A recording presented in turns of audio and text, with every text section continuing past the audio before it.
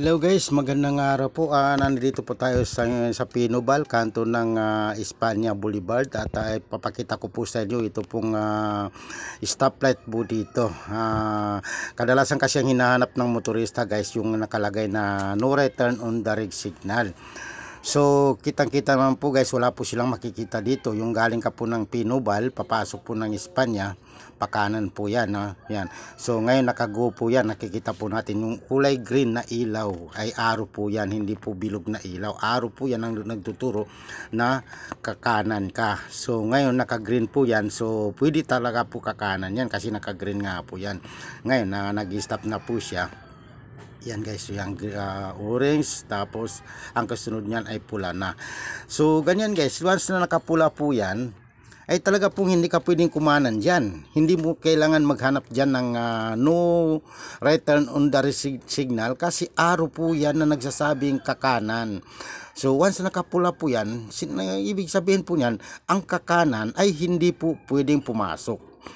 Ay may mga motorista po na ang pinaglaban po nila, ito nakalagay po dito na don't block intersection.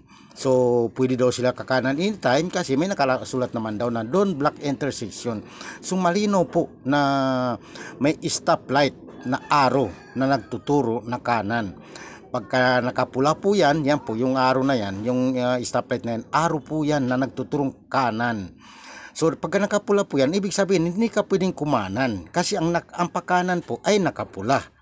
Kaya nga lang, hindi natin maano, yung mga motorista talaga na nakikipagtalo pa sa enforcer pagkasinita. Katulad po nung kanina, may nasita po kaninang motorista na nagpapakilala pa siyang empleyado daw siya ng LTO kaya alam daw niya yung batas. So paano niya masabing alam niya yung batas na pinipilit niyang kumanan na kahit nakapula po yung ilaw ng pakanan? Paano po niya nasabing alam niya yung batas? Ay pinipilit po niya, kakanan siya kahit nakapula yung ilaw na may arrow na pakanan.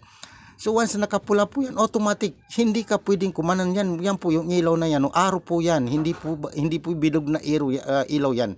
Arrow po yan. So ibig sabihin, nagtuturo na kakanan. So ang pakanan ay nakapula.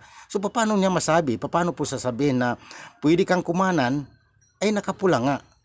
Yan titingnan natin guys yan nakapula po yan guys. So hindi ka talaga pwedeng kumanan dyan guys kasi nakapula po yung arrow na pakanan.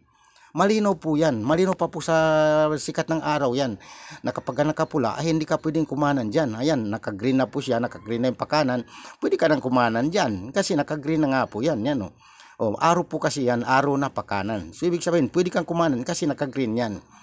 Yan kitang-kita natin, naka-green po yan. Pwede kang kumanan talaga kasi naka-green po yan. Yan. So hindi ka pwedeng huliin dyan kasi naka-green po yan. Pero once na nakapula po yan, katulad yan, mag-stop na po yan. Nag-stop na po yung arrow na yan na pakanan. Pag-stop po niyan, ay hindi ka na pwedeng kumanan dyan. Yan, katulad po niyan, naka-stop na po siya. So dapat mag-stop ka na rin kasi sinasabi nga dyan na ang pakanan ay naka-stop. Ay hindi ko alam kung bakit nakikipagtalo yung ibang motorista na sinasabi nilang pwede pa rin silang kumanan kahit naka-stop yan.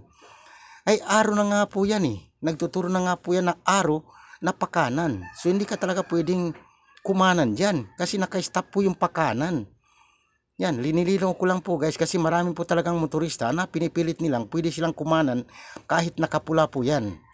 Ay malinaw po talaga yan na ang nakapula ay pakanan. Yan yan, lilinawin po natin guys, panoorin po na maayos.